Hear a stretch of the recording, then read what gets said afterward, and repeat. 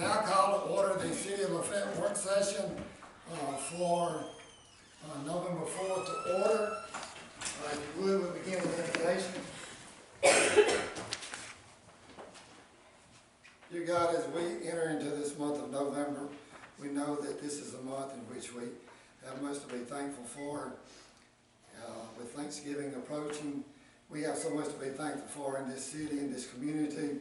We ask that you help this council to make decisions that will always be in your best interest, and that you watch over and take care of all of the employees of this city and this community. Amen. Amen. Do a roll call, please. Councilman McCurdy. Councilman Thomas here. Councilman Ellis here. Councilman Williams. Councilman Blassingame. Here. Mayor. Here. Well, Chris, at this time, we just welcome you up to the podium. We're going to be getting a CCDA update, maybe an update on Kardoes, yes, sir. And any other topics that you'd like to bring before us to keep us abreast of everything going on. Very good, sir. Thank you, Mayor and Council.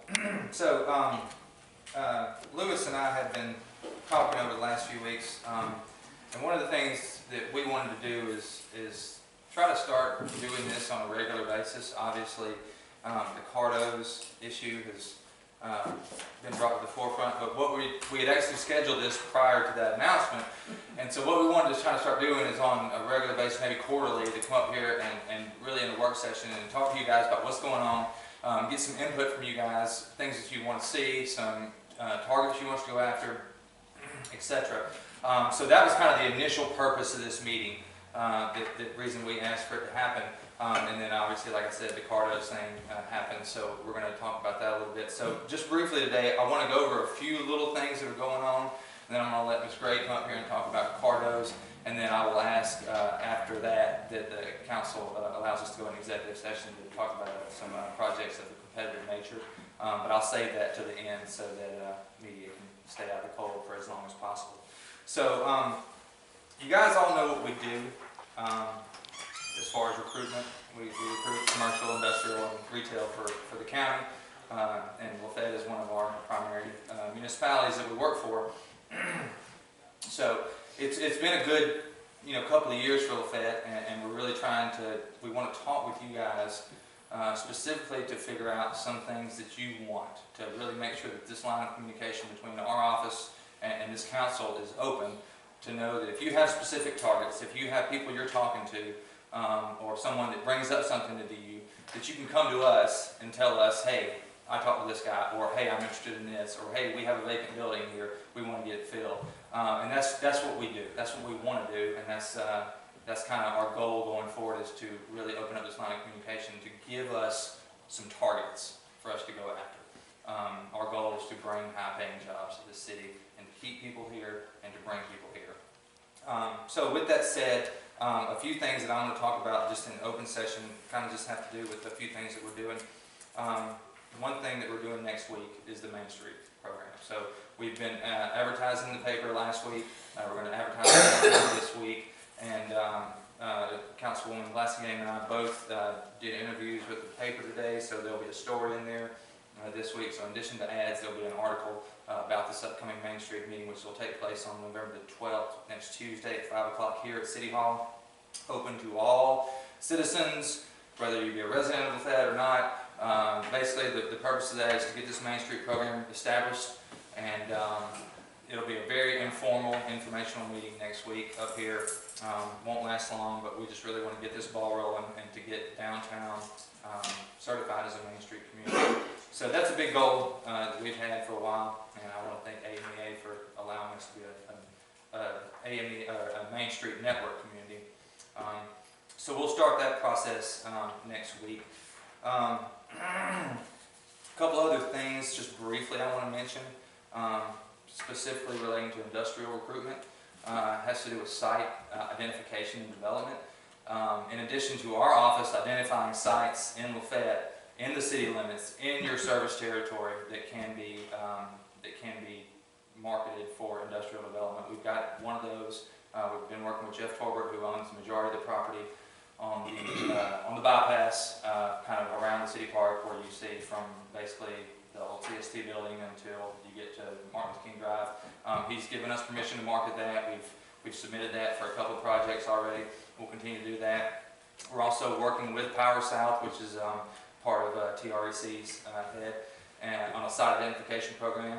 We have a meeting next week with them. We've identified 2 sites in Lafayette, one just to the south side in the city limits, and one just to the north side in the city limits also. And I've been working with Lewis in the Water and Sewer Department to determine service capabilities and site identification. But I won't go into too much detail with that right now because that is private property and we haven't approached any landowners yet about things like that. But just know that in order to get something, you got to have something to give them. And so identifying product is a big, big priority of ours, specifically addressing product that is in the city's electrical service territory and in your other utility territory within water and sewer and things like that. So just know that's a big priority. And if you guys have something that you notice or see, please tell us. We'll explore it for you. That's our job. There's a couple of projects that we're working on right now. Some are in the early stages, some are in the hypothetical stages, some are in the mid stages. And those are what I want to talk to you guys about in the executive session in just a little bit. But at this time, I want to let Valerie come up and kind of go over the Kardoes situation. But before I do that, does anybody have any questions of me or anything like that? Okay, I'll turn it over to Valerie real quick and I'll jump back up here in a little bit. Thank you, Chris. Thank you, Mayor, Council members, and Lewis and Matt. What you have before you is kind of just on the first page is just kind of a timeline of how everything went down when the company did announce that they were going to be shuttering the facility.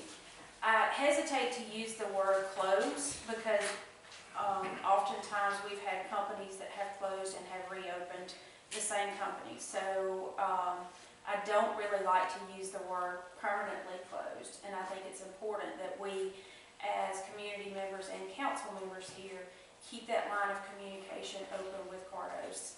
They need our help right now, and us as a community and as a city leaders, we need to be there for them. As you all know, I'm just going to hit the high points on this, and then I can discuss some of the information. But you can see from the date of the announcement that immediately we reached out to the rapid response team at the state, and I went directly to the top of everyone at the Department of Commerce, with AIDT, with EDAA, and all that alphabet soup that you see on the paper there. That is mainly because, number one, as you all know, I've been here a little over 20 years, and this is probably Barry, I went through my first shutdown with you. And I remember very well sitting in your office there, just, right up the road, of how sensitive it is and how uncomfortable it is to talk about. The most important advice I can give you, council members, is call me if you have questions about anything. Don't overreact and panic. Things work themselves out a lot of times, and we know that God truly does have a plan for us and for this community. True public servants, we work for the public and the people that vote you guys into office and who work there at those facilities. So our service is to them, first and foremost, and to do what's best for the city, to provide an environment that is business friendly. So in doing so, this rapid response team will come in. They've already been in with the people at Kardoes. We are keeping that communication open with them, and when I have communication with them, I'll shoot it on over to Lewis or the mayor. And they do have what they're calling a job fair on the 7th, November the 7th, at the Alpha building. Now that strictly will be for displaced or potentially displaced employees from Kardoes. Now, the day that announcement came out, I probably had 10 to 15 different industries in the region reach out to us because everybody is looking for labor, and everyone is looking for someone who already has a job, because that means they have the skills necessary to continue on to another job. The most important thing that you can tell these individuals at Kardoes who are currently employed there is in order for them to capitalize on the benefits that are available to them from being displaced or laid off from a company, they have to work throughout the closing time. And right now on the state's warn list, it has their potential closing date, that's on page 2, as 12/31. Okay. Same thing came from the president of Southern Union, who just recently went through the same thing with Flowers Bakery in Opelika.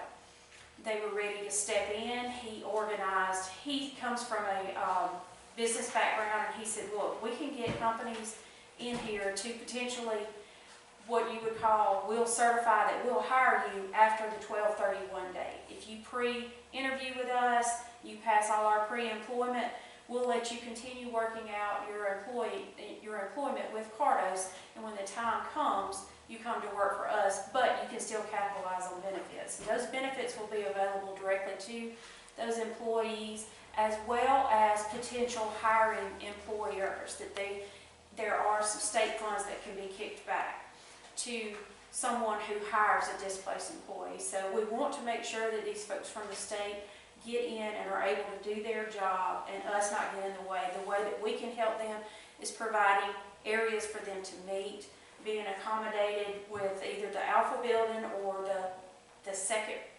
building that used to be the BB&T, Farmers and Merchants Bank, offered, you know, if we have to have water set up or anything like that, or if we as leaders just need to be there for those individuals at the company. Just make sure that they know that we're there for them and that we can help them through this process. Phase 2 will be after the facility is shut down. We don't know if they're going to move equipment to any of their other facilities. We don't know what will be sold off. And one of the things that I did do is reach out to the Revenue Commissioner to make sure that she put a judgment demand on there, so that when they shut down, and y'all all know this, that property taxes are paid a year in arrears. So those property taxes right now, to make sure that the city capitalizes and the county capitalizes when they're gone a year from now, that they'll still owe 2 years. So that's a lot of confusing numbers and paperwork that's way above my pay grade. Lewis can probably help y'all on that as well. But to let y'all know that we made sure that those steps were taken by the Revenue Commissioner's office to make sure that the city and the county don't get shortchanged on this deal. And then mainly relationships that Chris and I have developed with real estate brokers, with company officials, to see if there's maybe a customer or a vendor of theirs that could co-locate in that facility. But again, we will have to know what the shape of the facility is in, and then we'll have to know the vision that the city council has for that, because we understand it is a large utility user. You know, do we want to recruit a certain type of company there or a comparable utility user? So there's kind of a broad spectrum that we're looking at, from the impact to the city, the impact to the citizens, and the impact to the county as a whole. And we're making sure that we're covering all of those bases. So you can see pretty much my bullet points on this first page of who all I've reached out to. And then actually just, there's a lot of resources there that from the state website of what this rapid response team does when they're coming in, and all of that is governed by the Department of Commerce and the state of Alabama. So with that, I'll try to answer any questions that you guys might have, and make sure that I really didn't skip over anything. I don't think so, but you've got it all documented there on dates and stuff, and then just some particular excuse me, advice that I would lend y'all. And again, I would strongly encourage y'all, don't hesitate to pick up the phone and call me, or call Chris, or shoot me a text message if you got a question about it, or if an employee has a question about it. We'll get you to the right people to make sure that we get you an answer that's satisfactory to you guys.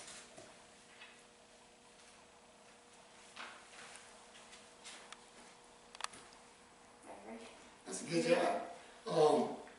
You've been through it, so you know.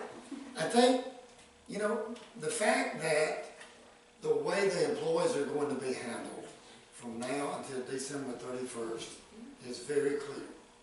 There's a procedure to follow, and how they can interview, how they can get jobs, what happens if they remain with the company throughout the end of the process, to make sure that they get all of the eligibility, that they have benefits from the company. So that's very clear. I think what is uncertain that concerns us beyond that is what time will they be out of the building? When will equipment be removed? Yeah. When could we, as a joint venture, CCDA, City of Lafayette, Kardoes, begin to market? We can have plans between now and then, but that date, that's a date that's still uncertain as to when everything would be removed, that we could physically take a look at the building as to what's left, and then see how we could proceed from there. So I think we're clear between now and December. I think some of the uncertainty begins in January. That's correct. And that, I'm not going to mention other specific company names, but other companies who have closed in the community and have reopened, their machinery just went dormant for the time being.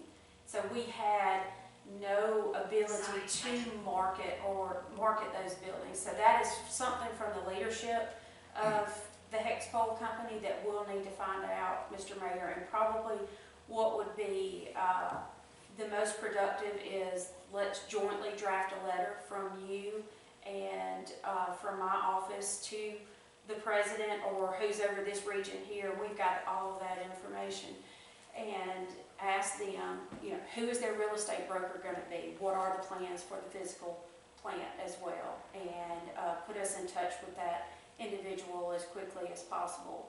Can we market it? You know, are you looking at 6 months removing the machinery? Are you looking at, you know, having an auction for the machinery? Those are things we don't know. And then one thing that we will have to do that I would probably prepare ourselves is through the office, we probably would want to go ahead and have a phase 1 environmental done on the facility and get some of those testing, environmentals, testing, geotech, and all of that stuff done on the front end, which our office can do and take care of all of those costs, so that we eliminate other obstacles for somebody looking to quickly locate in the building. They own the building, so we'll have to do, you know, we'll have to do that in conjunction with them, and let's get together and find out from them, you know, what's their marketing plan for it. So. And that's what I was saying, because we want Kardoes to know that we're there for them. Right. But yet we want them to understand that as a city, we would like to see the building dormant in the shortest amount of time as possible. Absolutely. And that would be all of our concern. Yeah. That we transition from December 31st as soon as we can, and we'll work with them any way that we can. Yeah. And it could start, Mayor, with just, we get you the right phone number to the person to call, and you call them and say, hey, you're going to be getting a letter from me and Valerie. We'd love to get this passed up to the right person over real estate to figure out what your plans are for the building, and how can we go ahead and help you guys either help market it, get it listed, or, you know, what is your time frame? So those are things that we can do on the front end to help them as well, because if you've got a piece of real estate and you aren't planning on reopening it, then they would want to certainly purchase it, because they have shareholders they have to answer to. So it's never an easy discussion to have. It's always very uncomfortable, but if we assert ourselves that the city is here for you and we're going to support you through this, we understand bad things happen, but you're not going to leave us here with a vacant mill site either. So we've already been there and done that. So I think taking the proactive approach that we're taking now is, but I think if I can get you the name and number of the person to call and just tee them up, okay, we're going to write you this letter, it's coming from us, please direct us to the right person. That's probably the best foot forward we can do this week. Okay. Okay? Thank you. Yeah, thank you. I'm back. So another thing that wasn't mentioned specifically on that Kardoes thing is, I think one thing that's really important to us is that we find jobs for these people, but we also keep them here. So we don't want people to leave our community. We want to find jobs with them where they can still live in Lafayette. So that's really important to us. All right, so a quick little shift before I ask to go into executive session. You know, one of the things that we do is recruit retail. And I'm going to put you on the spot here and ask, is there something specific that you want us to go after? You don't have to tell me a company name or a business name, but if there's something specific that you really want us to go after, I would like you to tell me. If you don't have to tell me now, but that's something I want you to be. Yes, sir. Hotel. Hotel. McDonald's, Burger King, there's some franchise in here, you know, food place. Look, nothing is you. I've heard it all. So nothing is too far fetched for me. So, okay. But this is one of the things that I want to come out of these kind of things, and I want this to be a regular kind of thing. We come and talk to y'all. I want ideas. I want you to know targets, because I'm not going to go out and. I mean, I can go out and recruit who I want based on my specific taste. But if that's the case, then we would have 70 Jimmy Johns in Chambers County. So I need to know what y'all want, and that's a good start. It's a hotel and maybe another restaurant, another fast food restaurant, something like that. Okay. And maybe a clothing store. I've noticed our pharmacy has a little gift shop, clothing shop there, and several of the beauticians in the area do. But if we could maybe had, you know, a small retail shop, maybe guys as well as women, you know? Because there's always those last minute things we always need. Absolutely. Dry cleaner. Yeah, that's actually one of the most common things that I hear. And I'll tell you, I work on that, and that's not something you go for a chain. That's where we try to pound out people who've got similar businesses in the surrounding areas that want to expand. So that's a very good point. Actually, I hear that a lot. So very, very well noted. You know, a lot of small towns, it's hard to be specific, but they have to find a niche. That's right. That they don't have to compete with the big stores in the surrounding communities and things like that. But sometimes there happens to be some type of specialty clothing and some type of whether it's guns and ammo, and you know, this is definitely a hunting and lake area. Sure. In close proximity and things like that, but it's almost those things that are, there's been some small towns that have come back strong with little different niches, little different arts and craft types of things, souvenir things, just items that you wouldn't find at a standard Walmart or Family Dollar and things like that. And I think, you know, I agree with you, Mayor, on the souvenir, because I really, especially with this Main Street and all that, our city has nothing to offer people when they come in as a souvenir. You know, a shirt, a plate, whatever. Let's look at Waffle House, you know. Yeah. Waffle House, somewhere good. Something that stays open, because after Yeah. 8 o'clock, I mean, we have a lot of traffic, 431 We do. coming right We through do. here, and 50. You know, it'd be nice to have someplace you can go and get a meal after 10, 11, midnight, or early morning. Got a lot of people that go to work early morning, so go to Waffle House, something. And even on Saturdays now, since Stephanie's closed, you know what I'm saying? It'd be nice with a Waffle House. Very good. This is very helpful. This is what we need. So you don't have to stop here. Keep it coming. You know, always be thinking. If you see a building that's vacant, let me know that I may not know about. If you run across someone who mentions to you in passing, oh, I'm interested in doing this, let me know. We'll aggressively tackle that and go after it. But this is a good start, and what I'll do is hit the ground running with this, and as we meet, I'll try to give you updates. If you come up with something else, all of you have my contact info, and we can go from there with that. So that's another big part of city's revenue is sales tax, and that's what we want to do, is to generate a lot of sales tax for the city. So. Speaking of sales tax. We'll Well, I've been in favor of, I've been in favor of a 1 cent sales tax increase as long as I've been around here, and that's something that would generate more revenue. And you know, you go to other places, you know, shop, spend it. I've seen some places 11 cents on the dollar. Well, that's been stuck at 9, and you know, Lynette and Valley, they're at 10. county can't go up to 10, so we That's, still at 9. that's an excellent point. You would have you would have a massive trickle down effect on the whole county because the county wouldn't go to 10 cents. And we need that extra money. I mean, a lot of things we need to do. We're talking about, roads need paving. I mean, when you're trying to recruit businesses and people to come in here, they come through Lafayette. I mean, you've been amazed how much traffic, how many people just come through here. A lot of people stopping, they're taking pictures with the Joe Louis statue at the courthouse, or, and you visit other small towns or cities and stuff. I mean, you gotta have something.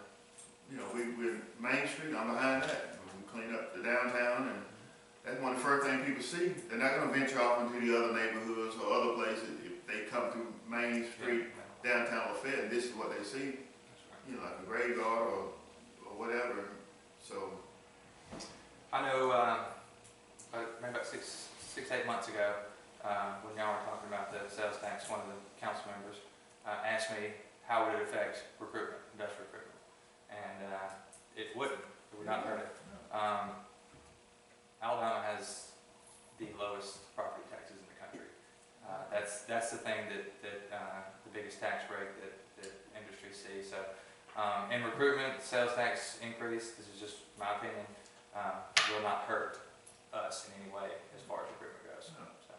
But my thing is about the sales tax, once they increase, and this is my opinion. If you're going to increase sales tax, let's make it specifically clear as far as what you're going to do. People don't mind as long as you do what you say you're going to do with the increase and show the people that you're going to do with the increase that's going to benefit. I have no problem as long as we can set up here as a mayor and council and assure the people that we're going to do what we say we're going to do with the sales tax. That's my thing. I have no problem. But let's just, take that money and put it to good use and do something we need to do with it. Fiscal responsibility. I'm all about it. Do you have any other questions with anything I've talked about so far? Okay. At this time, I would actually request if the council would allow us to go into executive session to discuss some projects of competitive nature, and I would ask that George and Randy be allowed to stay as they've been part of some of the projects that we've been working on. Mr. Attorney, please state the reason the council needs to go into it, and we'll ask for a vote. And under the Sunshine Law, it's subsection 7, to discuss preliminary negotiation involving matters of trade or commerce in which the government body is in competition with private individual or other entities, which is the situation that Mr. Busby is alluding to. Also, for the record, as far as George and Randy staying, only those persons that are necessary for the discussion of the issues at hand should be in the meeting. And since Chris has stated that they are necessary to discuss this project, then they need to stay in the room. Thanks for making that clear. And we have a motion and a second. This would require a roll call vote.